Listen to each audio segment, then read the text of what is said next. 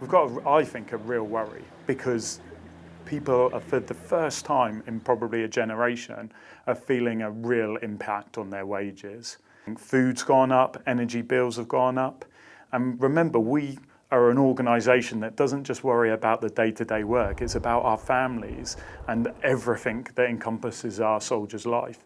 So I'm really concerned because actually everything costs a lot more. Our wages didn't go up in line with inflation. And so it is going to impact our people. And for me, how does it impact? Do our soldiers go looking for second jobs? Do they have to cut the way that they live, go home to see their families? And all this impacts on our people's mental well-being. Is there anything you can do to help as that voice of the ordinary soldier? So myself, along with the other single service warrant officers from the Navy and the Air Force, we speak to Defence, the people there. We advise them of the stories that are going on down on the ground level. So people going to food banks, people reaching out to charitable organisations, and those people that are reaching out for second jobs. I think an issue that we have is that our soldiers are proud people, and so getting that information out of them in the first place is quite hard. I mean, when you talk about soldiers taking second jobs, reaching out to food banks, some people will be shocked to hear that. Just give us some context.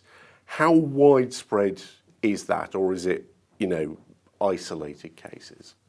I think at the moment it's isolated cases. I don't think it's everyone in the army. And there are certain groups that I think the cost of living will impact more.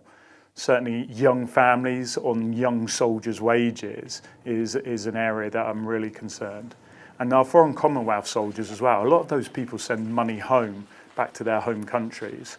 And so they'll be looking at any support that they can pull on. I think it's not the day-to-day living, it's when something goes wrong, when the car needs servicing, when it needs a new radiator, or school fees, or something else that really impacts our people, that takes away from the day-to-day living costs. We often hear the army, the armed forces talked about as a family, and families pulled together. But is there anything that the army can do to ease those pressures? Yeah, and I see different cases everywhere. So some people are allowing their soldiers to work from home certain days, and that cuts down on the fuel costs. Some units, for example, rather than facilitating early knockoffs on a Friday and a Monday, they'll have one long weekend a month to kind of make it easier and worthwhile for people to go home.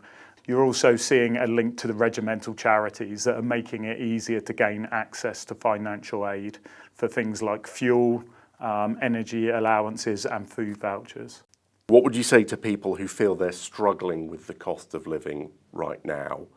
So I'd say reach out to your chain of command in the first instance. And it's really important. I'm coming from a person that post the divorce got into a lot of debt, and my pride got in the way. I didn't reach out. And it wasn't until I reached a point of real hardship that I put my hand up. And the moment I did, it was a weight off my shoulders. So I'd ask that everyone kind of ditches their pride. The chain of command takes the time to listen to their people and help them through these issues. Because if you hide it and keep it tucked away, it just grows and gets bigger. If you enjoyed watching this video, don't forget to like and subscribe to our channel.